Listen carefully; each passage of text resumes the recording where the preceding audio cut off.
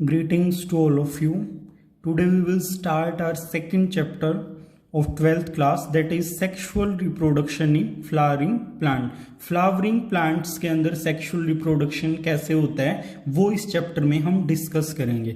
तो last chapter में हमने पढ़ा था रिप्रोडक्शन इन ऑर्गेनिज्म, उसमें हमने जर्नल थिंग्स पढ़ी थी कि रिप्रोडक्शन के अंदर क्या क्या स्ट्रेटजीज आती हैं, ए सेक्सुअल रिप्रोडक्शन से किस प्रकार से डिफर करता है, तो वो सब हमने डिस्कस कर लिया था। इस पूरे चैप्टर में हम सेक्सुअल रिप्रोडक्शन पढ़ेंगे इन फ्लावरिंग प्लांट। तो 9th क्लास से आने लग जाता है flowering plant are known as angiosperm. तो जो एंजियोस्पर्मिक प्लांट है जो टिल डेट सबसे ज्यादा इवोल्यूटेड माने जाते हैं, उन प्लांट्स के अंदर सेक्सुअल रिप्रोडक्शन कैरी आउट किया जाता है, फ्लावर उनके अंदर प्रेजेंट होता है। So flower is a reproductive organ of the plant का जो रिप्रोडक्टिव ऑर्गन है वो फ्लावर है। उसमें 5 अलग अलग तरह के पार्ट होते हैं, उनमें से 2 असेंशियल और 2 आपके नॉन असेंशियल होते हैं। जैसे अगर यूनिफॉर्म, स्कूल यूनिफॉर्म की बात करें तो उसमें जो पैंट और शर्ट है, बेस क्लोथ्स जो हैं दे आर नेसेसरी। उसके बाद आप टाई,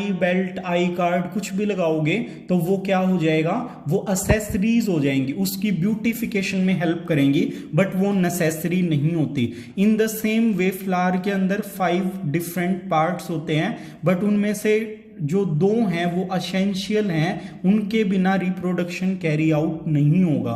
तो वो 2 पार्ट कौन से हैं, those are androecium and gynoecium. क्योंकि हम सेक्सुअल रिप्रोडक्शन पढ़ रहे हैं तो उनका जो रोल है वो मेजर रोल रहेगा। Androecium is male reproductive part of the flower, in the same way gynoecium is the female reproductive part of the flower. इनको जो मेल पार्ट है androecium, that is also known as stamen. In the same way आप जो female reproductive part है उसको pistol या carpel भी बोल सकते हो। तो अल्टरनेटिवली ये टर्म्स यहां पे यूज होंगी इस चैप्टर के अंदर, ये आपको ध्यान रखनी है।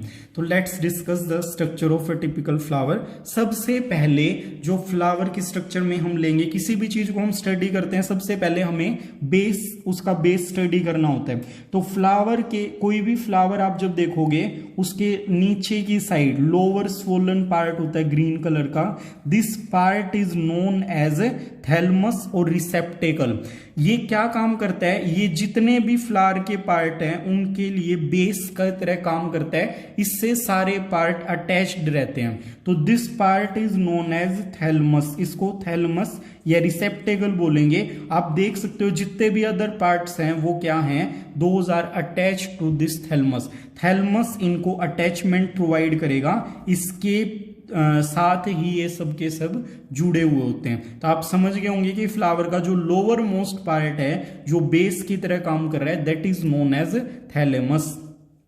इसके बाद क्या होता है, अगर आप फ्लावर को ध्यान से देखेंगे या बड फॉर्म में, बड क्या, जो कली जो हम जर्नली बोलते हैं, इस टाइप की स्ट्रक्चर होती है फ्लावर की ब्लूम करने से पहले ये वाली।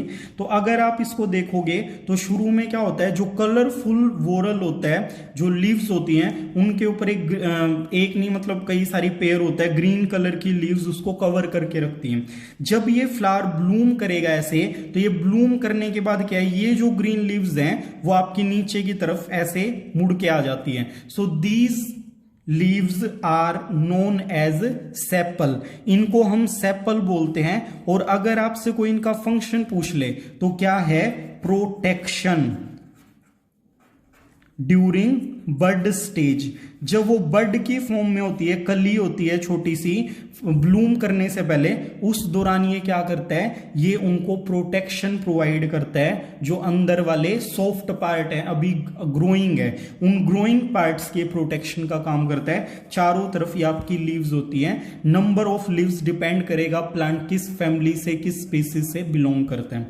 इसके बाद अगर बात करें तो जो फ्लावर होते हैं वो ब्यूटीफुल हम उनको कंसीडर करते हैं और होते भी हैं। तो वो उनकी जो ब्यूटिफिकेशन है that is because of their colourful petals. तो उनकी जो कलरफुल वोरल है, गुच्छा है जो पत्तियों का, उसको हम पेटल बोलते हैं और उन्हीं की वजह से मेजर उनकी ब्यूटिफिकेशन होती है। तो पेटल का अगर कोई फंक्शन पूछे तो ये क्या करते हैं, they attract the pollinators. Pollinator क्या होते हैं, which will facilitate the process of pollination, male gamete का ट्रांसफर फीमेल गैमेट तक, that is known as pollination. तो पोलिनेशन में क्या है, पोलिनेटर की जरूरत पड़ेगी। तो जो फ्लावर जितना ज्यादा ब्राइट होता है, जितनी अच्छी उसकी स्मेल होती है, वो पोलिनेटर को अट्रैक्ट करने के लिए होती है।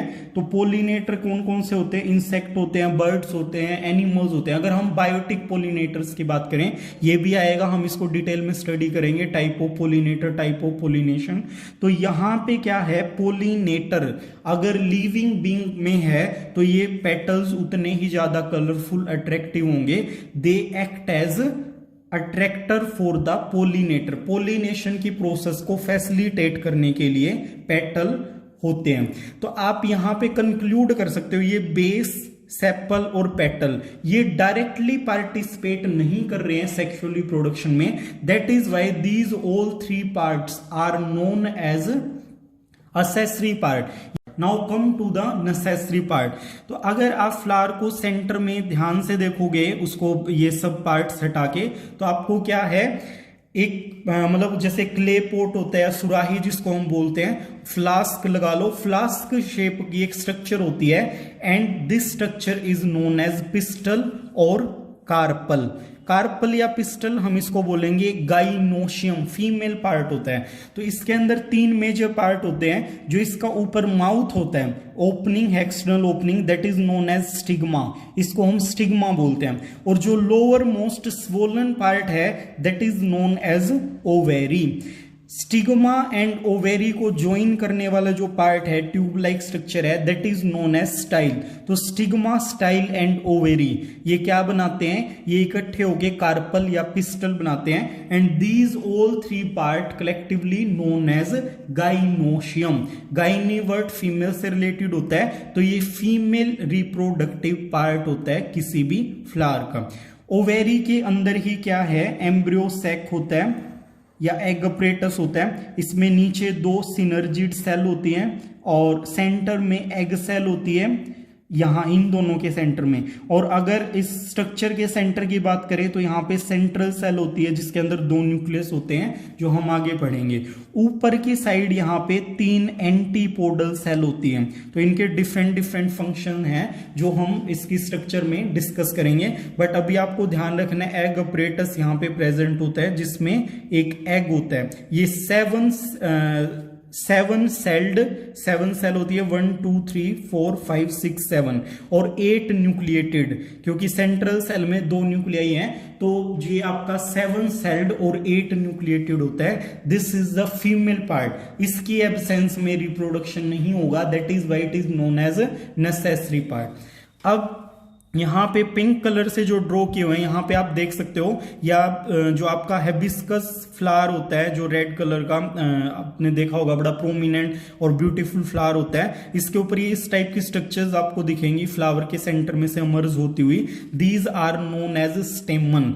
ये मेल पार्ट होता है, androecium. It is consisting of 2 part, anther and filament. Filament क्या होता है, एक लॉन्ग फिलामेंट स्टोक होता है जो क्या करता है, इसको फ्लेक्सिबिलिटी प्रोवाइड करता है। फिलामेंट की वजह से एयर आएगी, वाटर आएगा, पोलिनेटर आएंगे, किसी भी तरीके से ये क्या करेंगे, ये आपके मूव करेंगे और इनकी मूविंग से पोलन ग्रेन डस्ट होके बाहर आ जाते हैं। फिलामेंट के ऊपर एंथर होता है जिसकी स्टडी हम डिटेल में करेंगे अभी। तो एंथर क्या है, एंथर के अंदर ही पोलन ग्रेन यानी कि मेल गैमेट का डेवलपमेंट होता है। तो ये था आपका असेंशियल पार्ट। एक और असेंशियल पार्ट जो फ्लावर का होता है, मेल पार्ट। तो ये डिफरेंट 5 पार्ट से आपका एक फ्लावर बनता है जो प्लांट का रिप्रोडक्टिव ऑर्गन होता है, इसी की वजह से रिप्रोडक्शन होता है। ये एक टिपिकल फ्लावर की स्ट्रक्चर है जो मैंने आपके साथ डिस्कस की है। It is a bisexual flower because it is having female as well as male part. अब अगर पूछ ले फ्लावर होता क्या है, so flower is a modified stem. Modified stem होता है और कुछ नहीं होता। जैसे किसी भी फ्लावर में स्टेम आना होता है तो स्टेम के अंदर मोडिफिकेशन या वो कंडेंस हो जाती है। फ्लावर क्या है, flower flower is nothing but a condensed stem. तो जैसे ये आपकी एक स्टेम की स्ट्रक्चर है, यहाँ पे मेरिस्टेमेटिक टिश्यू है, इसका जो टॉप है, ये टॉप मोस्ट पार्ट, ये आपका क्या है, यहाँ पे फीमेल वोरल जो फीमेल पार्ट है वो यहाँ पे ऐसे डेवलप हो जाता है। इसके बाद स्टेम के अंदर ये क्या है, नोड्स हैं, और बीच में जो ये वाली ये नोड्स हैं और इन्हीं के ऊपर लीव्स ग्रो होती हैं। दो नोड के बीच की जगह इंटरनोड, तो ये इंटरनोड फ्लावर के केस में गायब हो जाती है। ये कंडेंस होके क्या है, ये पूरी आपने ऐसे कंडेंस मतलब इसको छोटा कर दिया ऐसे, तो ये कंडेंस होगी तो क्या है, ये नोड आपकी यहाँ पे सेट हो जाएंगी और इनके अंदर जीन और मॉडिफिकेशन की वजह से क्या है, जो लीव्स हैं वो आपकी कलरफुल हो जाती हैं। तो ये इस तरीके से पूरा का पूरा क्या बन जाता है, नोड के ऊपर लीव्स जनरेट होने से और उसके कंडेंस होने से आपका एक फ्लावर की जनरेशन हो जाती है स्टेम की मॉडिफिकेशन होने के बाद।